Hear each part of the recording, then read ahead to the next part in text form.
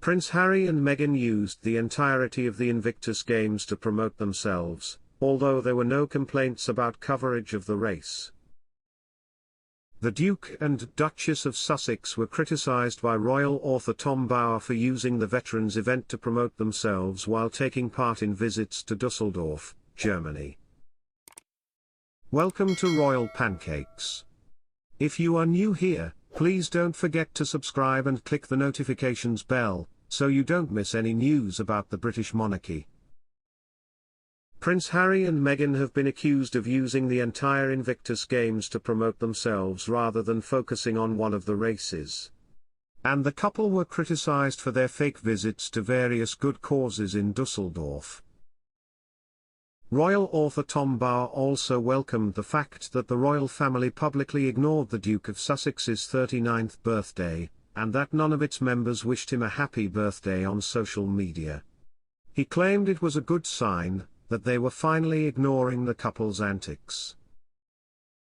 Both have long been estranged from the rest of the firm after moving to Los Angeles, where they launched a series of attacks against the royal family, including claims of racism and that Prince William had physically assaulted Harry. No attempt was made to reconcile the brothers. The brothers have managed to avoid each other in recent weeks, despite Harry being in London for a charity event and William heading to America on a climate trip. And Bower said it appeared the Duke of Sussex had been ostracised by the rest of the family. He told GB News of the birthday cakes, "It suggests they've finally seen reason. Eventually, after all this time, they will shut out and completely forget about Harry and Meghan. And I found it pretty terrible that all the media covered their trip to Dusseldorf because, as I predicted last week, they used the entire Invictus Games to promote themselves. No media coverage has actually seen any of these veterans race. We are the only ones who criticized it, which is weird. I've been trying to understand why no one is criticizing the Sussexes for using veterans to promote themselves." Bower continued, "The syrupy stories that she would visit the German homeless in Dusseldorf and then return to her villa in Montecito, it's so artificial, it's so false. And the wonderful thing is that the royal family has finally seen the light and decided to completely ignore it and banish it, not giving them any help.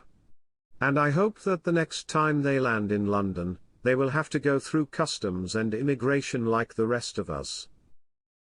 Meanwhile, the Daily Telegraph reports that Prince Harry was turned away by royal officials after requesting a room at Windsor Castle earlier this month. He was told that if he wanted to stay on a royal estate he had to give ample notice.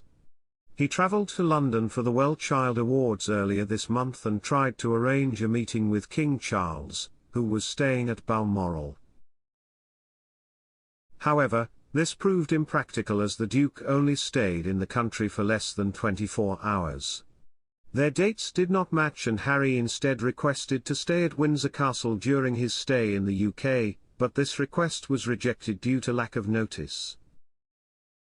Instead he had to stay in a hotel but was allowed to visit his grandmother's resting place at St. George's Chapel in Windsor. He has no permanent home in Britain, having been evicted from Frogmore Cottage when he moved to America.